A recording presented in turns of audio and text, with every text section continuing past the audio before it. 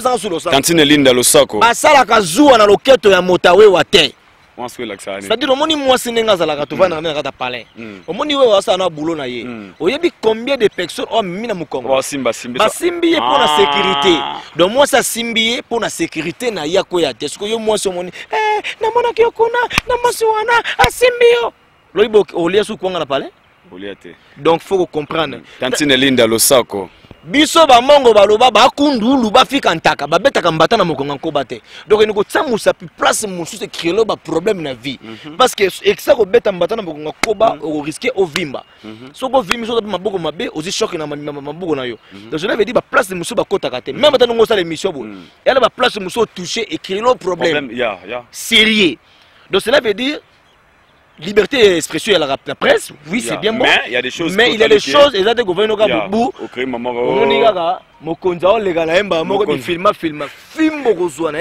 demander la permission. Donc tu vois, Tantine Linda losako. Basi bako tula masangé côté kama. Donc cela veut dire il y a des personnes mususu bazawana. Mutako préféré écoute kolega. Et le romo. Donc comme il y aura moins chose, tu vois.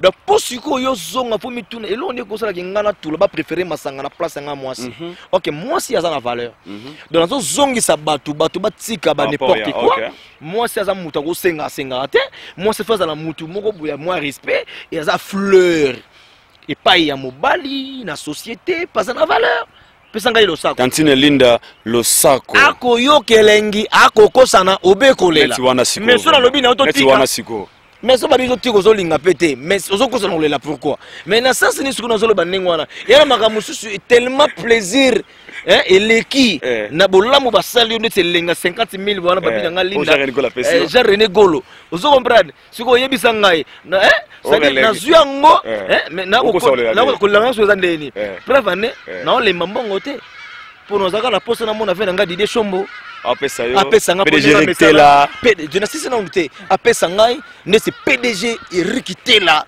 vieux sympa to contanité à solo na petit na ye alobi e-wallet et puis na moni yango merci PDG Eric Tela la personnalité le bienfaisante on ne reconnaît pas la taille d'une personne par une photo passeport tu es boss tu resteras boss aux alara boss merci waneza ba to batika ngate donc c'est comme ça dans la vie nazo pesa ba masesi wana mais batu mingi bazongo Tantine Linda losako ba pasteur ba ko koma ba riche bandimi ba ko tika la pauvre il y a des personnes au baza basena nzambi avantir bazali j'avais entendu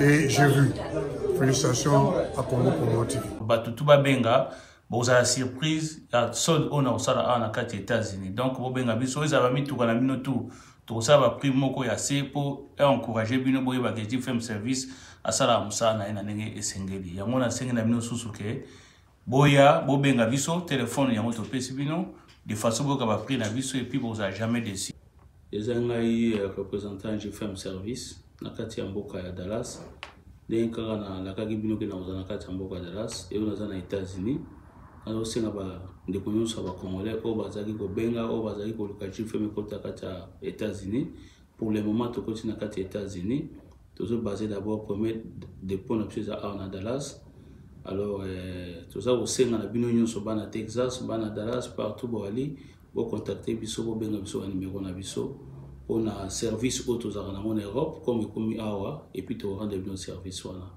batu nyonso bazana ba koli na bango mituka na bango biso sala VIP nengo pese motuka awa ti na kati ya ndako na bino na Kinshasa donc lelo la ko senga na ban États-Unis ya mwana bo soutenir JFM service parce que les agences na bino et puis c'est trop sûr agence les assure au bon na ka non bola na babili na biso partout et le peto koti na kati ya mboko do assurance wana to pesa bino comme de to pesa ngo na ba pays mususu ya Europe alors toujours senga susu que le 22 avril oyo tokozana mboka ya Atlanta batu nyonso bazana ba koli ko na mboka Atlanta ba préparer le 22 JFM service kozala wana na motoka to komola biloko poto son na le 23 nembo moko pe na mboka ya Houston tokosala pe ndenge wana et puis ba o nyonso baza aux alentours ba o nyonso baza biloko na bango ba benga biso to rendre bino service wana et le message na ba ozana nango pona lelo na mboka ya États-Unis. OK JFM.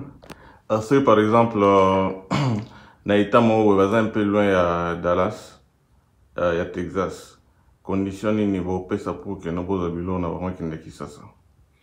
Bon, total par rapport à distance, surtout à peu la distance c'est amlaï, mais tu s'organiser. Pour la chose tu s'organiser, total quoi faire pour te résoudre quoi na, tu à disposition de total moi même. Tu as un numéro de téléphone? Oui, numéro de téléphone à biso ya aux États-Unis, à Texas peut nettoyer wa, ezali 214 10 740. Tout dans la 214 97 10 740. On a un numéro na biso a moi bobenga biso et puis le reste va information to informer bino.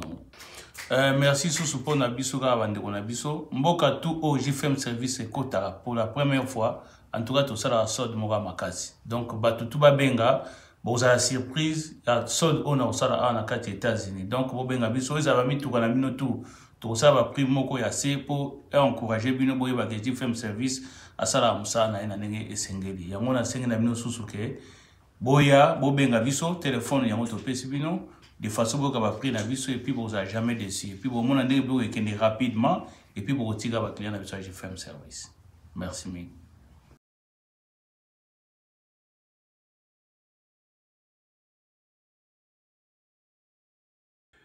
Hey Congo, this is JFM Service. We're here in Dallas, Texas, the United States of America. We're just reaching out today to basically let you know we have some affordable prices. Anything that you guys want to have shipped from here to Congo or to Kinshasa, we'd be more than happy to get that done for you guys. Come see us, come visit us. We have an office in Houston already. We'll be in Atlanta on the 22nd and the 23rd of this month, April. If you guys have anything that you guys want to get shipped out, come see us, We ship everything from clothes to cars, to vehicles, to trucks, jets, whatever it is that you have. Come bring it to us. We can give you a price estimate on and get you a good price. We can beat out any of our competitors. So if you have any pricing that you saw somewhere else, you can bring that up to us as well. We'd be more than happy to take a look at it and see if we can get that fixed up for you. The telephone number that you can reach us at is 214-971-0740. Give us a call. We'd be more than happy to get you some info. You guys asked for my man, Mr. JFM, to come. He's here, ready to help you guys out and give you some services. Give us a call again at 214-971-0740, and I guarantee you this man will take care of it. Igela coiffe ikote Papa na Kerouan, éternel Kenaya Kanda, taba, ikote Sensi Nganda taba Fenenene Nganda taba Chez Hugues la coiffe ikote Papa na Kerouan, éternel Kenaya Au 174 avenue Aristide Briand, 93 320, les pavillons sous bois. À la petite porte à gauche, association Hugues Ikoté.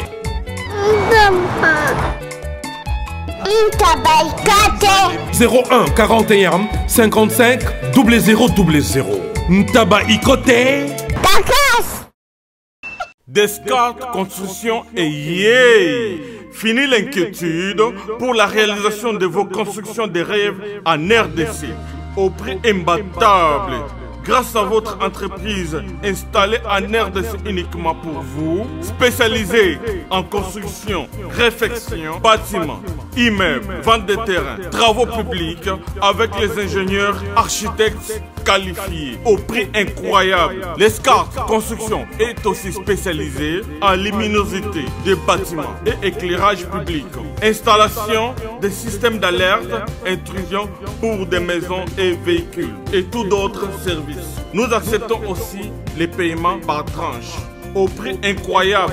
Pas d'hésitation avec Descartes Construction. Vous serez jamais déçus. Pour tout contact, notre email est descartesconstruction@gmail.com.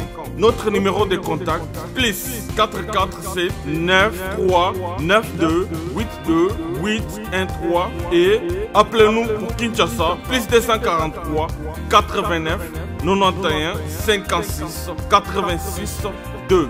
Descartes Construction à Tozana Mbongo Moké, opération Tongana RDC. L'agence d'export et d'import Michel Atlantic Shipping et bana ya Canada, bana ya USA, bomitungisa lisusu te. Pour tous vos achats et ventes de voitures, pièces de rechange et les accessoires possibles. Na koti na ba koli na bino na Kinshasa, bomitungisa penza te. Please, bakoya koza koli tina ndako. Pour tout contact, benga Michel Lukadi. Plus 1 508 371 60 43 USA na Canada. Pour la Kinshasa, benga na plus 243 89 551 30 38. Michelo Atlantic Shipping. Yaboye. Bazuapi. Raph Ngindu, félicitations pour la promotion, c'est la pour l'artiste. Que Dieu te bénisse. À connaît pas demander, il n'y a rien en face. Suivez Congo Promo TV avec le PDG Raph Ngindu. Nanenga Mabete, Congo Promo Raph Ngindu. Boga, en tout cas, félicitations, merci si tu es où, mais là. Raph Ngindu, le présentateur de la force créative Congo Promo. Congo Boroto, c'est la force militaire de Congo Promo. Et faites comme moi, allez voir Congo Promo, tv5.com. Donc au nom de Jésus-Christ, nous bénissons le Congo Promo. Avec Raph Ngindu, Congo Promo ne tombera jamais. Piccolo Congo Promo nde. Ouais, Balobi Raph Ngindu. Congo Promo toujours, grande puissance. Come on. Congo Promo qui torcos net in a film. Congo Promo babundana nango. Raph Ngindu. Congo Promo. What a plus, what a boss. Bienvenue chez Aider Show, fidèles internautes, vous qui nous suivez de partout à travers le monde sur www.congopromo TV, des boss Raph Ngindu, un boss depuis Dallas. Toujours votre humble serviteur Aider Bokwala, autrement dit le Brésilien de la presse. Aider Bokwala, le Brésilien. Pas au bien Brésilien, tandis que vous avez Congolais. Je suis bien Congolais, mais il y a un système à 12. Et baptême drama le système à Wenge, Aider Bokwala le Brésilien. On est en temps normal. Et l'on est bien là Congolais. Boss na botama na Brésil. Pendant baga lingala. De toute façon, je suis africain, mais naza brésilien. On est en temps normal. On a beau comprendre, aujourd'hui, j'ai un grand réel plaisir de recevoir pour vous un Congolais très talentueux. Comme je vous toujours dit que dans mon émission, c'est une émission où tu aimeras toujours représenter valablement la culture congolaise ici en Afrique. C'est un Congolais très talentueux. Tu découvres, ça fait des années par rapport à ses savoir-faire. Mais il est bel et bien en Afrique du Sud, précisément dans la ville de Johannesburg, Mboka Aider Bokwala. Aider Olbaki Te, Maramojeno a sali na kata Mboka Oyo. On ne peut jamais lui laisser entrer na RDC sans pour autant tendre épée micro na biso à l'Ekabongo na Aider Show. Dans cette émission, il va nous parler de tout sauf rien. On veut vraiment savoir cette émission. Secret, il y a Moto Tozuya Malelo. Soka Simba Kiwapi, Soka Ningisa Kiwapi, avec Aider Bokwala et derrière la caméra Ezra Malela, nous allons découvrir ensemble qui est mon invité d'aujourd'hui. Dans cette émission, fera plaisir à passer nos locaux en bon, les boss lancés, RTN le patron, fera plaisir à Roi Mané, tous les Ludovic Biat, Naboni Bongo Jen Fouimpi, Babi Mokonzi, Azalra toujours encadrera bien, et Aïdé Chomo Chamamba, Petit Jésus, les boss, ils vont nous suivre, et Sika Bazali. Je fais déjà l'entrée à mon invité, Boyeba, Ezanani. Aider Bokwala Raba surprise. Aider Emenani. Il est déjà là mon invité. Non, bah. Ouais. Together. Star, salut, bonne santé. Yeah, well, I'm fine. You can speak English, no? Yeah, you raise Papa Boumangaï. Je vais pas, ouais. Je sais pas. Bon, tu as partout à travers le monde. Je pense que les gens sont pas confus. Aider Oyambi, biso musicien, Oyambi biso joueur. Je tiens à vous signaler que la personne qui est à mon côté, c'est bel et bien Brifi la merveille, Tantine Lindo. Mais, Tantine Lindo Losako. Isongolo. Losako. Etinda niei batinda kamotote. Losako. Ako yo kerengi, ako kosa nobe kolela. Le coquille, seulement 3 Losako. Brifi la merveille. Ah ouais? Un grand artiste musicien, un grand artiste comédien. Où il a évolué pendant très longtemps, aux ans d'expérience. Moi, personnellement, on a eu savoir-faire en ayo. Parce que le groupe Malio Somoza, groupe où nous avons suivi très vraiment proche par rapport à l'époque Kinshasa. Je savais, Brifi la merveille, un jeune talentueux, on nous retournait un jeune garçon, jeune homme, à côté de sa maman, Malio Sombo. Avant de continuer, on a Tantine Lindo Alelo. parlons-nous un peu de Brifi la merveille, moi parcours-nous un peu rapidement avant de côté la vivia émission Nabiso. Merci à Lidor Bokwala, Mobala Pembe.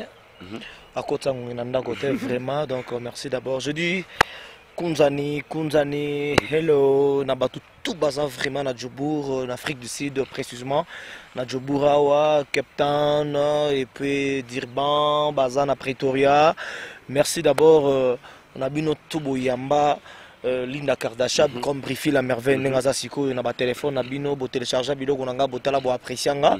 Merci nabino et puis merci d'abord on a Laurent Sokoko, je dis merci à le DG Laurent Sokoko et puis société Sokoko où ils allaient sponsor officiel et à Brifi la merveille puis Linda Kardashian la chaîne nanga mobimba.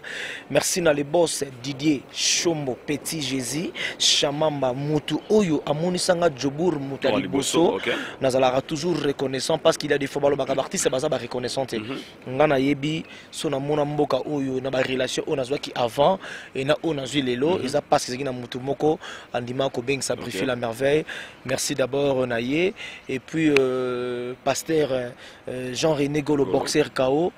Merci na fondation Mobimba et pasteur et Mendonga merci 4 Fox les grands mouya ka tempête du désert soso a pembe na kati mboka soki azangise ke mboka oneza mabe et puis parcours en fait je suis un artiste et comédien donc un artiste et comédien on a évolué en Kinshasa précisément dans le groupe la maman de Maman Balosomo j'ai fait au moins 18 ans aux artistes lona on a toujours wana et toujours quand on a poste nanga chef à groupe Naza toujours on a donc malgré nazo déplacé pour la musala ou ezo benga biso pour répondre quand même na ba fanatique oyo basalanga na za la star donc parce que fanatique o azota la biso siko bangonde ba krianga bangonde ba komisanga ke lelo na muna ba Ludovic Biarte Manitou les rois Manitou parce que le roi Manitou azota langa la PC puis venanga Jeff Wefi donc Wefi bambote belé place azali venanga yo yebi ndenge zalaka bambote na bino ndeto sola ki ndeto kosala bango baza bato oyo à travers musala oyo permettre ngana kutana ba grand monsieur naza reconnaissant à travers musala oyo donc naza toujours Mamba Losombo et puis parcours nanga avant naza pas Mamba Losombo vite fait naza ki pas venanga Jojo Mulex na bane la série moi à l'époque donc yenda orientanga et lelo oyo mutabi misinga Mamba Losombo ainsi que ba producteur oyo nyonso na tourner ba film na bango et pesanga yi visibilité par-ci par-là ba Major Bisadidi ba nanga ba Alpha Bokole ba Victoire Bagina ma 12 étoiles presque belé na tourner na bango je dis merci à eux donc c'est ça. Merci beaucoup, comprenez vite c'est bel et bien Brifi la merveille, un grand artiste et comédien. Si, quand je dis un grand, c'est parmi les artistes au Borsala, va représenter valablement les comédiens partout à travers le monde. Brifi la merveille, na linto kota maman na 10 pièces jeune abisso, avant to kota na découvrir to faire solo ba o 5 to solo là, ba producteur, ba sponsor eux 8 to kota na makana. Brifi un gars tellement beau. On jouer un rôle à la jeune, tu es bien aux arabes, au gars, on l'a très bien. Subitement, tout le monde Brifi a changé street Tantine Lindo. Moi j'étais surpris, je te mens pas. Mais ce que je ne me trompe pas, Nathalie et peut-être moi je joue un rôle à Kikoko. Ça veut dire que vous avez un talent, peut-être que vous avez habité à jouer avec Koko. Mais Koko Manayo, que jouer, que incarner rôle ya qui maman. Gouana et outil par rapport à le fait d'être à côté de ta maman Mbalio Sombo ou bien par rapport au talika que la richesse qu'on a tout taqué ba momi bazo les laé ba poto topé masalangai que je salue aussi nada pe azo kende boye boye yango ngape prifina dans la monde wana ou bien c'est something ou kotaki inside yo to comme le tantine lindo ou image ou bimisio na ba niveau au commune ngolelo. Merci de la question. En fait, je peux dire oui, côté le Maman Balosombo, parce qu'il y a incarné un personnage, il y a moi aussi, et puis il y a Naza Pemenenaye, Naza na facilité, il y a Zouamaye, les Ebele, parce qu'il y a Balosombo, Aza n'importe qui, Aza artiste, il a évolué, Maman Bavenga Dios, Bavenga Bao, Basali Makaming, Bissoutou Bajen, tout ça, on a noté. Mais pour l'information, web sayo, la répétition est la mère de la science. Donc, au fur et à mesure, nous avons travaillé, inspiration, nous avons la souplessité et inspiration. Et puis, dans le monde, la vitesse, il y a l'élo. Pour le bandi mayo, pour bâtir yoka, il faut payer sa makambo. Donc, makambo, on est en réflexion. Quand nous avons réfléchir, et l'eau qu'on a eu, pour déstresser, bateau, on a stressé, facilité. Tu vois? Et puis, il faut la vérité, ça, moussala nanga. Donc, Nzambe, à ça, la erreur, tenez un peu ça, talent. Mais nous avons artiste et statité.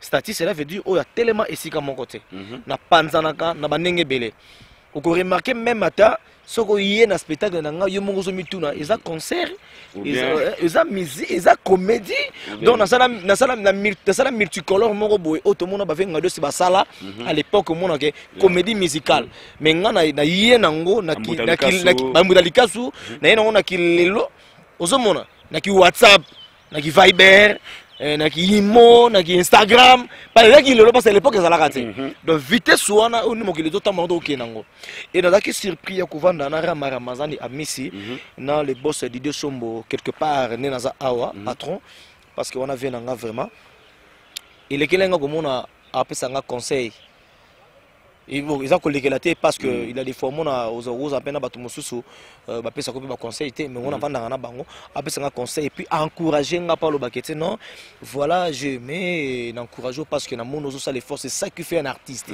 aza toujours présent na scène azali ko représenter toujours talent na yé na balolenge et belé bref année comme on a papa chéri JB piana azo téléphone le baquet le sac comme bali ya pemba ko tanguna nda côté et quand même et maté ça nga parce que jiba za grand ozomona na vanda na ba 4 fox mouya ka tempête du désert boye bazo tumba brai bu vandi bozo solo pena boye omoni ke mutazo kabelo mbongo ma pia conseil je comprends bien go oye banenge nini ya kovanda donc cela veut dire musala na ngalo kana klinga ka ngolo kana comprendre yango na koma na devoir ya ko sala toujours effort ya ko sepesa ba fanatique yango monaki briefi ye yazo solo na yo mais tantil na personnage azali représentant ya rôle ya moisi yango comme on a même accoutrement nanga est un peu différent par rapport ya ba rôle mosusu donc tu vois donc tantil na personnage personne est là briefi la merveille on se comprend donc c'est comme ça ndenge za la cave nanga Jimmy Belao na peso ba mbote belé siko zali ya yebi ya sekarama belinda yo et logo place au talongo vous faites la merveille tout côté na point yo c'est très important comme j'avais dit que c'est par rapport à la personnage no bien qui préfère Tanti Lindo oyo memi na ba level o sana ngole lola la faut dire la vérité ya mutu solana ye isa linda te ama linda te ngolo yamba Tanti ni linda ndo comprendre que baza différent na linda mais ko kan sebe mabe ko sa bazaka monster ba na préfère ndene aujourd'hui préfère la merveille Natala Kio na Angola pour ne pas dire préfère seulement Tanti Lindo la personnage de Tanti Lindo sponsor Laurent Sokoko Otomona a sponsorisé d'abord chaîne Nayo et puis a sponsorisé la personne Laurent Sokoko ou ils allaient peut-être que rare n'a pas comédien bah ça l'a sponsorisé outil Angola des jours déjà quand des jours quand Angola tout le monde qui jeep so ya solo plutôt le kuta na bike okoko sabi sauter sponsor nous sommes milieu jeep Kinshasa kaka des jours Afrique du Sud Kenya Afrique du Sud Afrique du Sud, spectacle à Mounene, droit d'entrée, $10 pour tant en dollars. Oh, bah, musicien, peut-être, raté. Peut-être, moi je dirais, na marché ba moté, na yebiki na roumé Afrique du Sud, mais expérience nanga, na ba investigation nanga. Aux premier artiste comédien, ou sali spectacle à Yemoko sans pour autant qu'on causa à lever rideau à concert à moto. Aux premier artiste musicien comédien, ou qui aussi affiche na yo. Qui spectacle ya comédien ba payer ba billet ba tout ba monde na raté ba dit des chambres bazaki présent ba Jean René Golo ba monde na raconte tout Boxer KO on peut savoir secret attention lindo pour mi ba bi ke bino pe to tonga mukia ba bi ba sponsor wana ba prêtre wana ba yaka ba bi idée ba briefi wana ba comment ça ma nenga solo ya moni ba Laurent Sokoko sponsor somboyer concert ah consalier moko merci briefi la merveille pour votre information on a sponsorisé pas Sokoko mais pas Laurent Sokoko la société Sokoko. Moi je parle avec le monsieur Sokoko comme personne morale. Il est DG na kati ya société Sokoko. Aux sponsors na officiel. Yenda za DG aux sponsors nanga officiel. Et puis un sponsor na moka mopastali première bon je ne sais pas premier artiste et comédien azana sponsor ou azana moka mopaya donc c'est-à-dire azana Angola maza sponsor na ngai société Sokoko merci d'abord na yo et puis merci les DG Laurent Sokoko parce que même à taba na fait tout nazo sala sponsor nanga azotika ngate azozala toujours présent yango monaki na kati ya spectacle ba polo ya Merci Laurent Sokoko ya société Sokoko ezala ki wana. Merci beaucoup en fait lelo oyo Papa Chéri azoloba chef d'œuvre. Après ma phénomène combattant oyo babunde mingi pona mboka na biso na pesi bango mbote o ba permettre ki pe linda asala spectacle na ye et puis na Yoville ya Yoville quand on dit premier artiste et comédien on a presté ce qui n'a pas sonné le gouverneur venangai Aimé Kapongo le gouverneur balobi yaza gouverneur na kati ya Djobour po yaza gouverneur et puis na monique yaza gouverneur parce que azo gouverner ville mobimba ya Djobour et puis na comprendre que vient na mystique Aimé Kapongo na pesio ba mote belé siko zali coach alors dit petit na nga briefé et loko oyo sali et salamate biso za bato lobaka mingi so yaki bato mosusu me bato tsaba makelele ba komene mingi ba problème na ngeza nini talent on a zanango bato ba sepelaka nanga mais faut ba ya pe ko découvrir en live nanga comment ça se passe et na yaki loko la chaîne et tout je dis merci na maison de production ya Job mi parler déjà bimi eza libanda na misu na ngala zo mona ngo et troisième pe kolika ningo lo baki troisième colis déjà ngane libanga ona yawa te na yesi zibe service na zwakata 37 colis awa na zibe service na mbala moko 37 oh ngaku na banga kina esi mwana chaka 3 ah bon yiba yango na kiserie na bango ya musala basa pena Brazzaville mwana lobaki nanga pe na Angola bazali na Angola bazali na Brazzaville c'est que to benga bango monde entier ukokanseli kola mundele na moni Angola acha mundele te azakia yo mutuza na France précisément ezala na Paris ezala na Rennes ezala na Lyon ezala sika nini soko uza na Colina yo kunyo kwa maneyote ba numero na biso yango wana benga na yo zibe service aku livrer yo carton pe ko retirer yemuko akuya kuzwa yango pe akuya wana Kisasa kaka Kisasa te ya Maniata Makalu na Point Noir na Brazzaville na Angola na Kinshasa place à Robunga ezate Hugues la coiffe Ikote. Et enfin, je suis arrivé. Salon Hugues la coiffe Ikote. Non seulement c'est un salon de coiffure, mais aussi une machine de transformation des hommes et femmes. Regardez-moi comment je suis. Vilain. Mais attendez, 2 minutes. Bogard. Vous allez voir.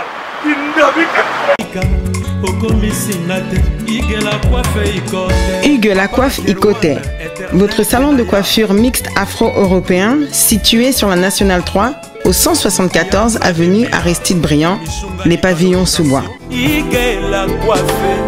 Pour plus de précisions, veuillez nous contacter au 01 41 55 00 00 ou encore sur notre site hugueslacoiffeikote.com. Nous sommes ouverts tous les jours de 8h à 20h, même les jours fériés. Hugues la coiffe Ikote, l'homme qui coiffe la ville. Hugues la coiffe Ikote, le salon de coiffure mixte afro-européenne de proximité. Au 174 avenue Aristide Briand, les pavillons sous bois sur la Nationale 3. Un seul numéro, 01 41 55 00 00. La beauté de votre chevelure chez votre frère. Hugues la coiffe Ikote, même père, même mère. Chikicha, chikicha, cha cha. La beauté peut tout changer. Salon Hugues la coiffe Ikote. Quelle beauté! Sexy pour les femmes, ndindindi pour les hommes. Pour Makambo boss Stéphane Mabila merci na yo parce que Djobour Makambo produisa qui spectacle wana et puis mon qui présence ya batu oyo ba mona na mingi kaka na makama musique et puis amona na lisusu te trop Didier Chombo Petit Jésus a beto presque une année ou 2 ans mona na même pas na Djobour obiki entrée ya Didier Chombo elekeli batu mais Brify na pentacle to nini ndenge moko bassiste moko alobi nga benga na téléphone na Brify laksanga place au kota na bina ko laksa yo na GPT solo na bina laksa yo ce que l'église dans expliquer qu'il faut qu'il na bima prière côté na sambela gazolo balanga tika ba avancer parce que nzamba salaka Didier Chombo ba moni na 4 forces les grammes ya ka tempête du désert a koti wana boye mu pepa ko sakana te Jean-René Golo pasteur, Jean-René Golo boxeur KO. A koti wana boye mbala moka abi yokelo moto nzambe abi nzambe atushenga na pambola yo mais côté wana pe zela nano ren papa no so na normal abi nzambe zela papa tout ça bien en temps normal to boité Jean-René Golo a sala tellement trop na culture congolaise surtout ba mission ba na moka olo. Je pense que vous héritier Jean-René Golo papa banane ba yemba ba voisin ko ba boire tellement trop mais j'étais surpris je te mens pas personnellement et puis la présence il y a pasteur Emendonga na pasteur il y avait na biso Mimi Orange azo pambola yo na 50 000 wana ils ba la rebelle na nenga ba dollar ah ouais na habité soki vraiment la rango ozuango déjà TV za radio te quoi so ils en ont kosa les gâté so ozuango déjà pe la vérité ce qui vient nos suite tu éviter na ignorer yango te mais na lobika rapport à curiosité quoi obendeko déjà ton ndenge ni po tangu et ça nga bien na Congo la salaire Jean-René Golo azali patron d'abord un azam osena nzambe de deux azali patron za ingénieur munene na mboka oyo gouvernement ya prêtre na polo kwane ya oyebi yango bien nga na yebi yango za black te d'abord nga plaisir na nga liboso ya lokola balobi exemple balobi nanu balobi ke tozana trophée moto ko pesa mais soki atana zu trophée ngote mais soki déjà naza déjà parmi batu oyo baponi baza trophée nga pa nga se na travailler ki bien mais ce que plaisir na nga yali na kata spectacle na nga ba prêtre wana tout baye baye ko chapeaute ndeko na bango congolais amour wana et puis Jean-René Golo yoza sur la koleka liboso asi micro na misu ya batu tout bazalaki wana pasa la partie 1 ans aventuré te ya malamu yango moni alobaki na yebi ke bokolinga caméra yekuta muto makamona ti na Kumba Fondation yo loka to c'est une émission il faut yozala photo zala wana ko ve Mimi Orange faut adidora zala comme ça bo mona parce que na soki yango TV za radio te auto sali après spectacle lelo to sala seconde bala moko émission pour yoza muta vitesse so kompoza na bien moni vitesse na yo franchement osana muta vitesse nga moko na moni yango 4 Fox au contraire nga TV na nga Jimmy Belau yo yebi makambo na zoloba Mohamed Moleka le seigneur de la ville Mohamed Moleka yebi donc cela veut dire okomona mbongo wana Jean-René Golo boxeur KO akozala nga zala ki émotion pananga donc c'est ça quoi mais Brify la merveille omona ki voile yo na comme na au bimisa déjà Brify la merveille Tantine Lindo, on a bien Tantine Lindo. Je le dis encore, je répète, osa parmi les artistes et comédiens au Ayena Mboka, Afrique du Sud, au Salirage, on a bien le Komisaïwa. Mingi Bayana Bango Awa, toi, on a bino, tu liras, on a biso malé, tu mets l'arabo, tu vas aller ensemble, on a bino, mais Kozake, Oyema qui va comprendre comédien Aye. Pour n'en gagner un premier, parce que Bayaka Zaka, on a 100 ans avant d'araboyer. Et Agi Boya mon anatin, mon moyo osé. Et puis faut après héritier Watanabe yango na lo basikoyo après banda makambo ba combattre banda premier artiste musicien oya sali concert na kati ya Jobour eza héritier Watanabe o tikali na histoire libela o tikali na premier artiste comédien a beti spectacle nga ba prêtre ba ye Brify la merveille merci beaucoup Brify la merveille s'habiller Tantine Lindo ah ouais à la voile un spectacle bien sûr aux artistes comédiens ils ont un spectacle mais les gens jugent un peu mal dans les commentaires net na poster na statut nanga mutu mo na London Miss Tede Matende happy birthday to you alinga pe o mingi Miss Tede Matende na London abia idor au moins que Brify niveau memelango ma tout le monde a na c'est quand même message na audio na tout le monde ne connaît pas la richesse bongote banani mai nada bongote comment on la ta voix d'autre part sur l'andé peut bien mais bon on aura spectacle mais Brify pour nirer balé puis andinga solo en fait na Afrique du Sud pour ba pays anglophone ça va s'écrire nango idée là ta voix na spectacle non ça venu de qui ou bien Merci beaucoup la question. En fait, na carrière nanga. Image na carrière nanga d'abord naza na lobaka. Nzamba tika kanga te parce que na yebi ko pesa ba droit oyo nzamba loba mekanga isoki na kofongola maningisa na lola te pona ezali 1/10. Omoni nyoso tu ona zwaka ono so bakabela kinga moko na zomi na ngwelongwa kana pesa ka nzambe. Pourquoi je dis ça? Écoute-moi bien. Pendant que je vais relater l'histoire, j'ai eu chance dans la carrière, je suis encore jeune. La carrière, j'ai joué dans les grands. J'ai joué dans les Veta King. Musique opérette. Si vous se rappelez dans le film, quand moi, je suis Pongi, c'était moi.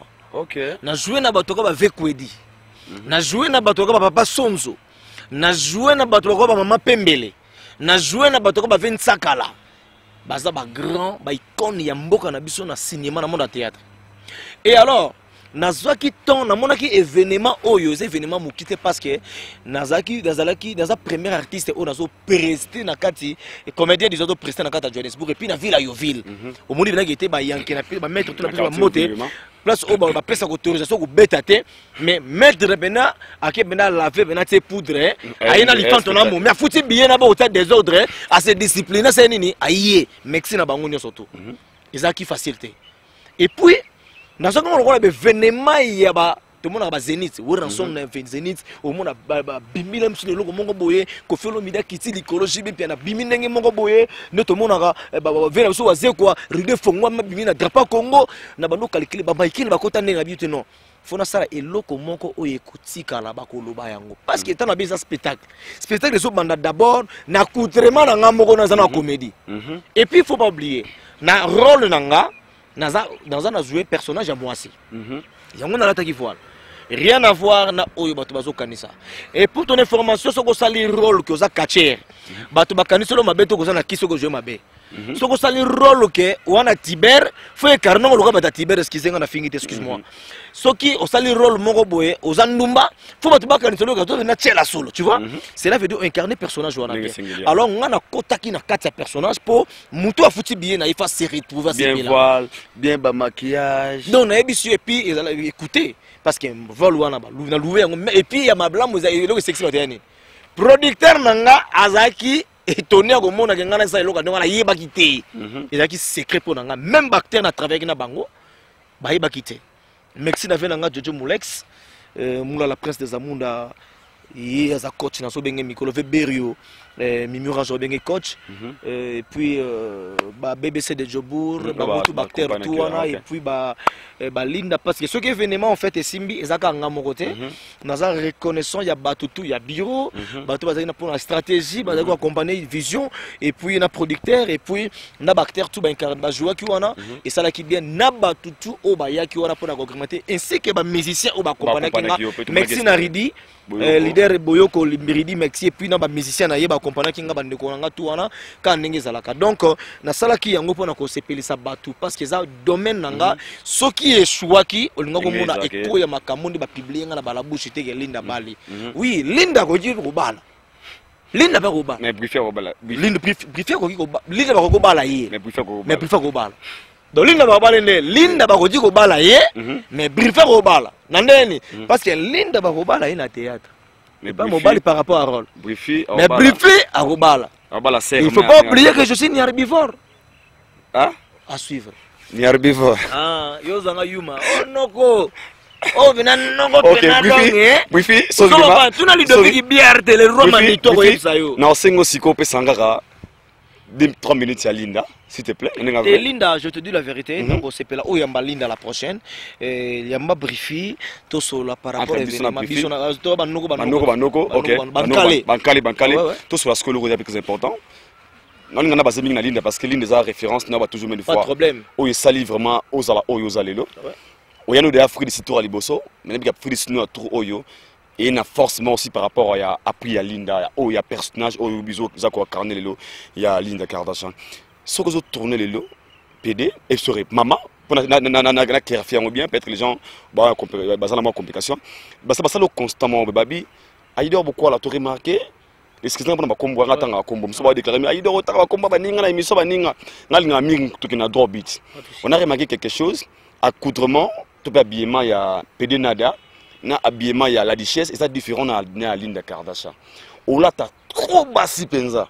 Moi talon, ola ti moi nini pantalon kiti ah nini forme de fibre bengo. Eh Linda melo ola ta bien ola ka boy boy. Et ça stratégie au yenango, au lieu qu'on a la trop simpleté, to au lieu de pas sentir vraiment que na makambango yo mo za benza. C'est ça qui fait un artiste vraiment. Yeah. Cela veut dire il y a de personnes au bamitu na atambola nengi na talent. C'est nga na mona na question na kamo fort. Donc oh mais oh non on arrive fort. Atambola nengi na talent. Ni arrive fort non go de comprendre que nkalo za yuma to za mbumbulo to za noa nenga idéologie. Nenga comme. Donc cela veut dire merci d'abord na ndeko na ngai na Pretoria Kent boss fiston Randy Kent boss live. Fiston Randy Kent boss live. Hier bensenga na Pretoria na pesaki makambo bato bamoni. Omoni bilamba na lataki na Pretoria bato batu na ngape. Mais amimi nga tina mall akeso dabise fona la ta boye na ke na mall na koti na kata bilamba ya nini moko na maison moko na otanga kombo te pour na publicité. A dépenser qui bilamba na somba na teka na anniversaire wana ka coûtement linda nezo qui parce que 600 et quelques dollars. 500 non. 500 et quelques dollars.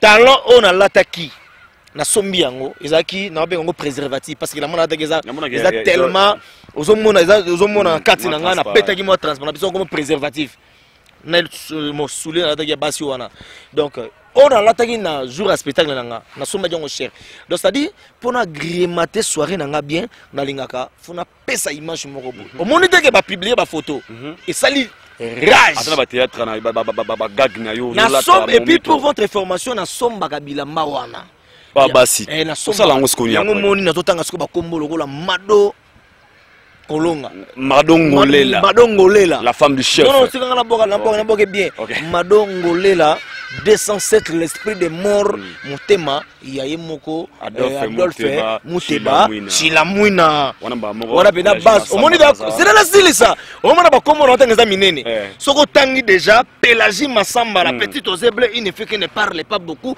à la démarche de Camelo yo na pesi komo mikolo yo engandangirima moi c'est sango de soko luki na coutrement to azali Pélagie Massamba Mexique parce que bazali ba venanga Boston Giama venanga Boston Giama na kati ya Jobour a otali mobile élégant okomisi nkolo propre bakara bien olobi non c'est bon ozomona eza parce que bangolo o wana batika kanga te basutena kangai basala ki basombo bilamba basi na sombaka te eza rôle nanga na bi rôle nanga après la force maman malosombo alataka nini maputa tongisaka yango wa yusuko na la loi jeune na makila bo jeunesse ozomona yelo ko ba brigade de Sarbati la force qui écrase agenaka payer fort ma sombe la mana epona eloko azolata na clip eloko boza la ben nenge ngape na cop nanga nenge ba misie ba somba ko tomona ka fali pupa ayi na mo idéologie mo style mo ba sombi mo bilamba fashion eza nengwana héritier watanabe Fabrigas bango tout ayi na mo idéologie mo c'est comme ça artiste za la kala tsaka bato tant na zonga kini yeba ke no la tsaka bato idéologie mo no zonga mikolo okomona ba mnosa na ba biloko ba zulu pona uti na mboko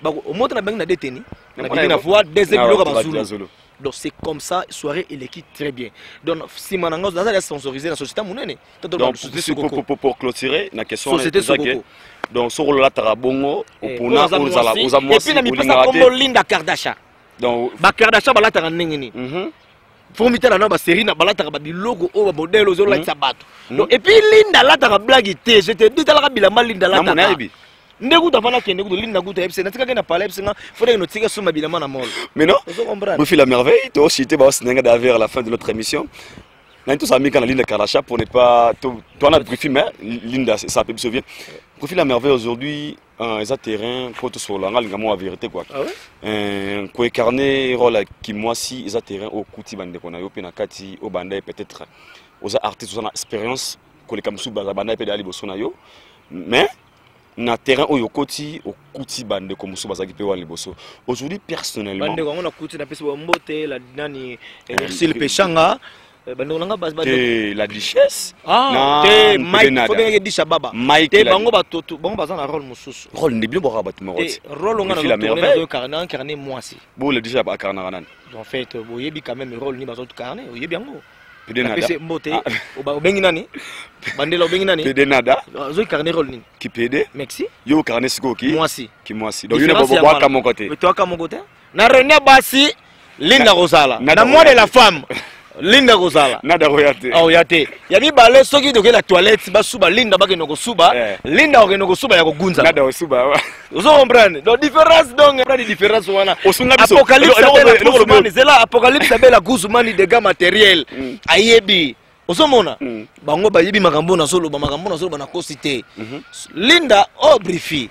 Mais Linda soki boke fête. Akotuna wapi toilette basi? Wapi toilette mi bali. PD nada auto. Pour ceux qui peut tomber Linda zo suba moi mbali moko ba kota mona lo viol. Ayo donc pas publier ton nini. Mais PD nada akota wa bango te. Non, n'évitez quoi. Pas de polémique. C'est l'ambiance qui me fait c'est l'ambiance. Mais la réalité quand même par rapport à Barol parce que na lui bon pourquoi les gens réclament trop na bombe lo maté. Ah Linda za ma n'est-ce comprendre la façon non parce que peut-être tout le monde a bandé na biso nga ba kombo na ngabete na dans la richesse parce que moi simplement à moi revenir normal mais comparé à des PD nada comparé à des Linda tout le monde a talent oh tambola à ce moment par là j'ai compris que j'ai compris que Linda a carnarandé moi si d'ailleurs canara qui moi si jeune fille donc ba PD nada na l'idée ba canara qui PD ah oui OK merci beaucoup c'est le solo les fantomas de théâtre on a passé moto na mikili salut mon frère c'est les fantomas de théâtre ainsi que ba Irsil Pechanga ba venanga Janifa et puis Mao ba moto belé puis Amanda todo solane lelo et bande ko tout ba féliciter franchement na ba félicitations belé et outi qui ça ba féliciter ngai pakalowi ba moto belé maswaku salutations na za rankine na za vraiment artiste oyo azarana bande ko so sunga na question il y a une question quand on a des commentaires sur Facebook même sur la oyo ils ont des commentaires comme le roman rabi roman to tala biso roman tu na Jeff Wimpi roman tu Jeff Wimpi vient ngana peso Arsène Biart pe pese bambote Arsène Biart bambote belé roman tu tala bina ngeluko na kosala yo na ebité alobi na bi usala ngabo na bi ngeluko na kosala na ebité on a patron on a Jeff Wimpi on a bureau on a base on a mama babi ba kabola ngana bangote on a parler babi tanti lindo mais ligamba ja René Golo ndezo se persa batu fort mais ngana pas faire amati et le que toucher le bébé na nzamba toucher donc cela veut dire ngafona za jour 55 000 bima te mona nzamba zo soutenir ngana demi orange na ozana caméra photo mona 50 000 na photo kwa TV caméra restaurant to dame pour mona ngo bien ça la biso to mona Linda Kardashian babi Linda bimika na losako d'autre part tout le monde a rallié na losako au premier épisode deuxième épisode losako c'est comme si je sais pas n'a habité à clarifier question mais au moins vous comprenez ce que je veux dire babi que Linda kaka losako de respiration musueza sous te kamiga losako on manque d'inspiration mususu abak samolo kwa sika à part losako et comment boring selon les autres tu diront quoi par rapport à ça merci beaucoup na question tuninga mon biso ba congolais ceux qui tozo sila avant ils a parce que tozo lexara biloko le kambango papa chéri jibi pena lelo sali 15 abim sa album te mazo beta na marché tant on a sali succès na travers musa na ngai faut na jouir nango faut na lela ngo ekole ka ina pexité prévané nas depuis nazalaki libanda mboka na uti bangola nazo tambola po to yoka nano calendrier nanga après awa na utaka ngola na d'abord na sali 2 jours na Kenya tiki jeep na yegi nango na Kenya 5 jours na yé awa na Johannesburg depuis le 19 nazaki awa nazo longo awa le 18 nazui avion nanga avant le 18 donc il est Cape Town na kina d'abord Pretoria na beti na Pretoria na Cape Town après Cape le 18 naza na Lubumbashi producteur ta lingita bi non na bina songa ta kini pour une semaine 2 semaines a lingité mais nazo tourner ti naza awa nazo kendeka ko pesa makam naza nango bato ba yaki na spectacle nga ba se retrouver kana lo sans côté ba ye ba se retrouver na makam moi j'étais là ba se retrouver na makam mosusu toza pressé to sa pe cooks na mototé la plupart so la ni journaliste et en fait artiste moko boye alors ba ndengwana jalousie naza na expérience ko mona jalousie oyo biso ba congolais toza nango ndenge vide so azeka lobaki za na jalousie musuza na saki na sachet na ba formalité nazo mona ngo mais ce que problème nangezali nazo jouir lelo tika na profiter pour lobi peut-être ko zala ngate na ko silate na ko zala na katikati na okitate na ko zonga na ndena zaka na ko zala mais na on nazo siko fona bénéficier nango nazala ne mayele ko bomba pour lobi na lelate On a conseil, bah pesa qui n'est pas 4 fois que c'est moulaka, mouyaka tempête du désert, montunanga yebi. Manque inspiration. Donc inspiration par rapport à nini, nga naza toujours n'attend, bah vidéo nanga ba tobasa nanga ba téléphone, papa na biso lutumba, auti ko ku fatigue biso que son nom me repose en paix. Na sala ki vidéo ba moni nenge panza na zo la papa na nenge la ligne na Kardasha, au moment dans la bouche, de batu bati yango, eza normal. Kolanda no malo baba tuté, nazo sala musana ngai, lo sako eza œuvre, chef d'œuvre, o yego sila kati. Papa Chiralo. Na lobi chef d'œuvre si la gâté. Le seul que ba nostalgie logo la ba nzembo ya. Janisa qui a voyagé brusquement. Merci. Briefing. Yango moni na makambo siko na lobaka mutu akoseka. Mais a comprendre makambo na zo loba. Tant la bi tantine pesa na lo sako na pesa tamadi. Tantine linda lo sako. Masuba mwasi katisa ka balabala te. Et la ki so moins que au moni réflexion ya mwasi izalaka mukuse par rapport à mobile. Moi si ata kolinenge nini azane gaga moi si il faut gérer ata maman oya yo za mobali il faut gérer parce que akoki ko sala gaga erreur donc likambo na lobi faut bongo longo na balolenge bele pesa nga solo sa linda lo sako etinda niei batinda ka moto te donc okeno ko tsuba mutu mbeli yo kotina na boma ote OK mais okozongo beke eloko eza solo ngana ko no bwakela yo o se chier ngana bwakela ngo. Donc cela veut dire que bitinda mususo gotinda motote. Tantine linda pesa solo sa. Tantine linda lo sako. Basala kazuwa na loketo ya motawe wa te. Moi c'est là que ça. C'est-à-dire omoni mwasi nenga zala ka tovana na kata palais. Omoni we wasa na boulot na ye. Oyebi combien de personnes ont mis na mukongo. Oh simba. Basimbi pour la sécurité. Donc moi ça simbi pour la sécurité na yako ya te. Siko yo mwasi omoni na mona kyokuna na mwasi wana asimbi yo. Loibo olia su kwanga na palais. Donc faut comprendre. Tantine linda lo sako. Biso ba mongo baloba ba kundulu ba fika ntaka ba betaka mbata na mokonga nkoba te. Donc ni ko tsamusa pi place musu se créer ba problème na vie. Parce que ça ko beta mbata na mokonga koba au risquer au vimba. So ko vimi so ba maboko mabe ozi choc na maboko na yo. Donc je l'avais dit ba place musu ba kota kate. Même mbata ngo sala émission bo. Elle ba place musu toucher et créer le problème. Sérieux. Donc cela veut dire liberté d'expression à la presse, oui, c'est bien bon. Mais il y a des choses. Mais il y a des choses, et ça, des gouvernements qui ont beaucoup. Il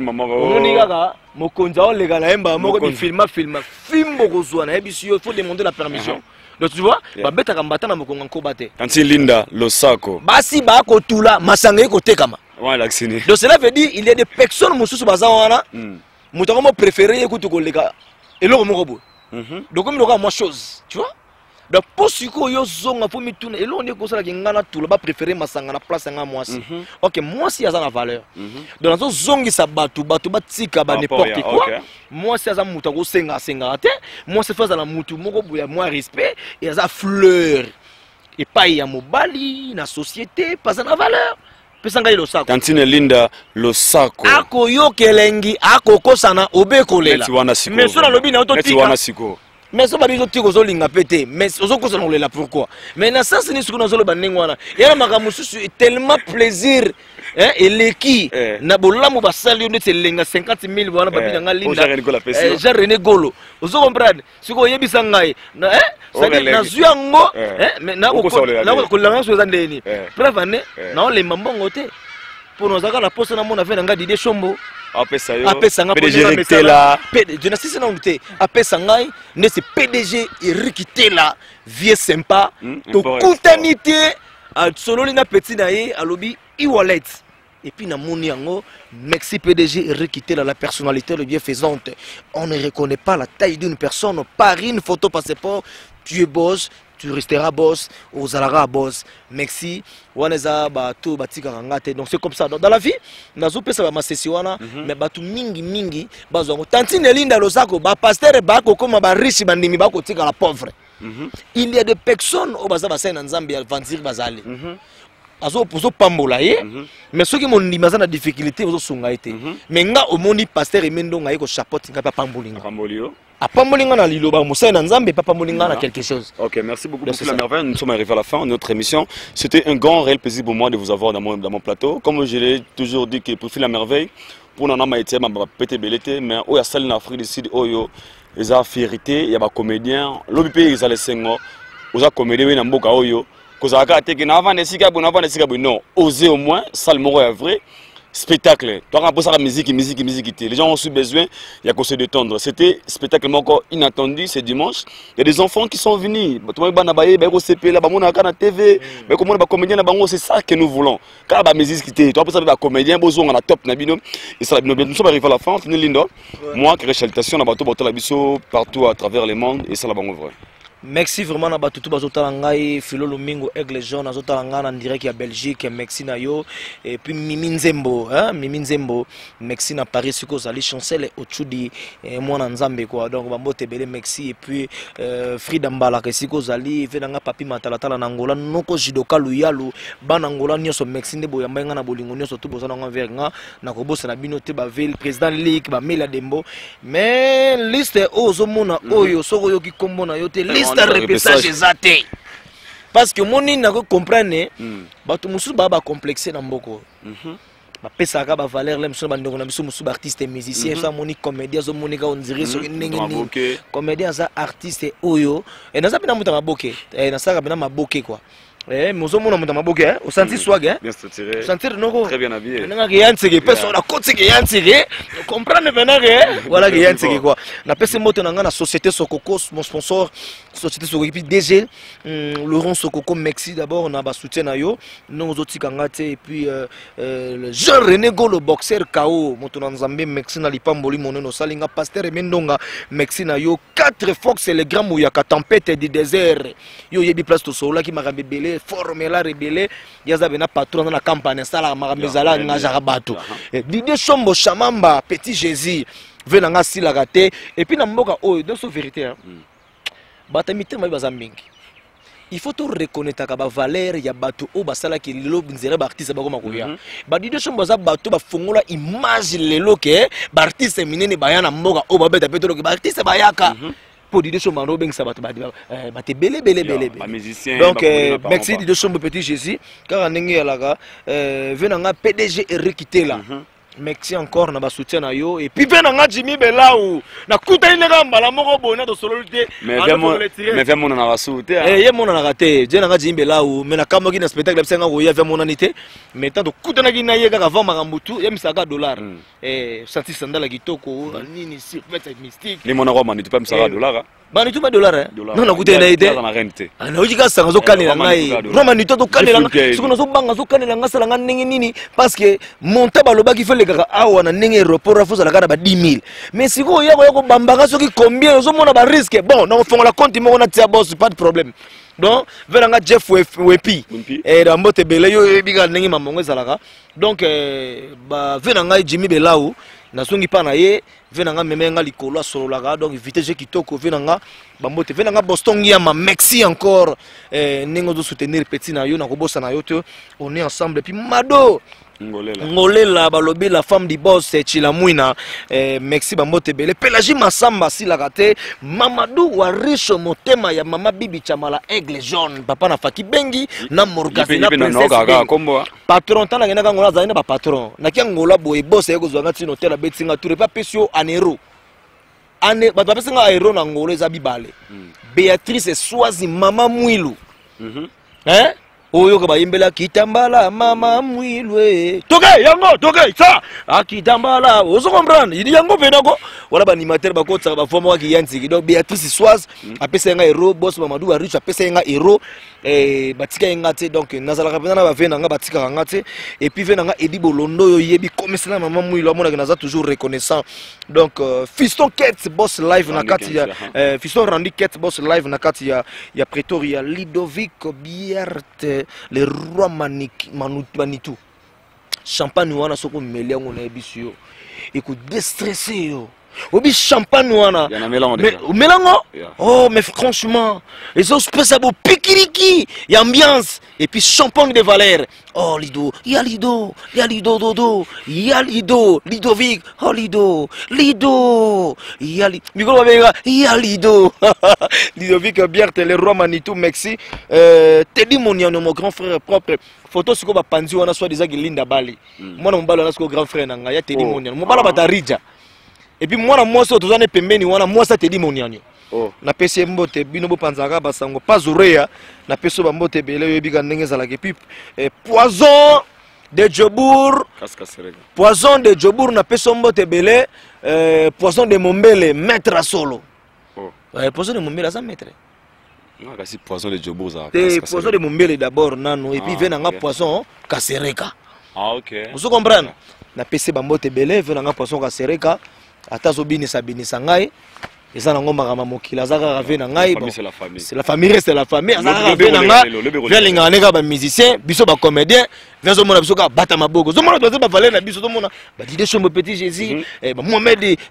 Mohamed Moleka, le seigneur de la ville, Jimmy Belaou, René Golo. Ça, c'est notre fils. Il faut soutenir. Pour nous aussi, ça, Aimé Kapongo, le gouverneur de la ville. Vieux yo na robosa na otepi na pesi mbote na couloir oyo ba prêtre no to ba tele manga couloir de holo couloir comment na couloir de holo couloir place na yi wana jour ala makambi ala wana mais non ba mystique couloir roga bio bato tele manga bele boneni na moni barama ramazan bakado ba fina ngama iki mumbito bazo parquer mais nous sommes na couleur ngo misla babi awa soko ye suda fo ye Djobour yawa te soko ma couloir ngabe na yeko tika prince na nga na komage nous sommes donc na pesi ba tout ba mote merci d'abord na ndongo ningi ba tout ba découvrir merci na ba tout balanda ki ngai na spectacle merci na boss Stéphane Djobour Makambo et puis mon numéro soko ko permettre yango wana numéro pour faire merci wana soko ko tsango bobenga briefaza pour quelques jours au ligio songi sanga Afrique de pour na spectacle na agrématé soirée na yo na ce qui s'abat tout ozomona donc toya tokosala makambo ça na pesi tous les comédiens ba mote même sincère condoléances encore na famille biologique ya papa na biso Lutumba Simaro et puis papa na biso artiste Liolo tokobosa ba œuvre o yatika tellement que l'artiste ne meurt jamais merci et puis na grand caméraman Ezra Malela omoni ye azamula ite mokusete na katikati na pesi mbote bele Ezra Malela yo ebika ndenge zalaka thank you so much bana kini bozela nazoya tokoyeba ni tokosala merci encore na bino merci beaucoup c'était la Brifi la merveille autrement dit Tantine Line dans le saco la personne qui a bougé internet pendant très bon moment TV za radio tu Aïdor Bokola linga toujours vérité babi œuvre et le bar na place na yo c'est parmi des comédiens oyo ekosala vérité ya ba comédien à Wanakata Afrique du Sud, je dis et je le répète encore. Brifi la merveille, à sali spectacle mon na kata Johannesburg, spécialement na Youvel, quartier oba musicien, il y a hérité ba neko vanda, oba combattant ba vandaka. Après hérité Watanabe, notre deuxième artiste c'est Brifi la merveille. Pour tout ce quoi pas hérité monsieur Mousso Ayete. Donc c'est bazar des artistes abeti ba combattant ba autorisé spectacle. Et ça hérité Watanabe contre ba musicien. Brifi la merveille na compte ya ba comédien. Je le dis avec des preuves tangibles, je pense que les humains sont là. Vous allez voir comment ça les a acquis tellement inondés. La présence de Jean René Golo, boss Kao, il y a des choses petit, je suis le boss Ramazan Ami ici. Chacun à son époque. Vous avez vite compris, Brifi a incarné un rôle de maman, il m'a équipé d'été. De découvrir ensemble Granabino. Si vous avez aimé cette émission, il faut dire merci derrière la caméra. Il s'appelle Ezra Malela. Merci à tous les internautes qui vont nous suivre de partout. Et grande salutation aussi à la maman. Venangaï, les news des stars, Yazoro Mabiala. Oh, Aïda Bokola, Babali Brifi, Luka Brifi, Babali Brifi, Babali, Babenga na téléphone, Abali ya solo mote voile. Je pense que vous avez vu Brifi en personne, ils ont un spectacle. Mettez vos commentaires, appelez-le dans son numéro et pourquoi pas aussi un numéro là-bas, au bas de votre télévision, pour plus de suggestions et de remarques. Aïda Bokola est là. Moi, je vous retrouve à la prochaine numéro. D'ici là, laisse-moi vous dire que Sambino n'a copié Koufa.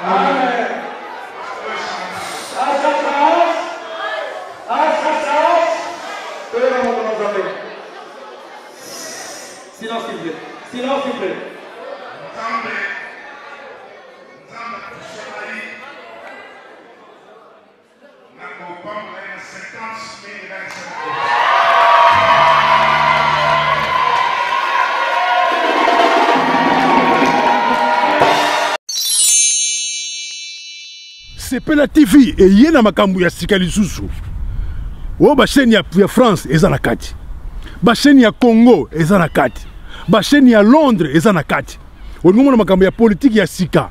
O parti AA eza na kati. O parti BB. O CFAIO eza na kati. Ya Sepela TV.